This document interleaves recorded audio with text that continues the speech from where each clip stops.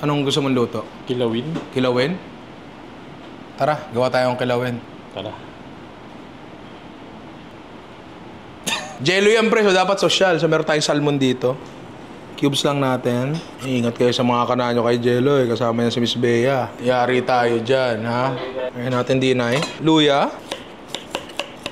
Grated ginger with free hands. Bawang. Pinakamanipis na kaya nyo. Yan. Pinakamanipis. Sili. Saktong anghang lang po. Lagay natin dyan. Ito ay suha. Yan. Mas maganda malalaking chunk para mas lasang-lasa nyo. O, gata. Siyempre, pag kilawin, may suka. Yan. Gusto ko rin kahit may suka na, meron pang kamalansit, pare. Latek, pare. Asin. Paminta. Tabihan mo. Tikman mo, tswa. Okay. Tumulo.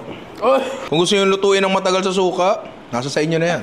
Mga gulay, lagay mo dyan. Tapos yung salmon natin sa gitna. Fried onion sa taas. Dahon lang ng Lex. Yun.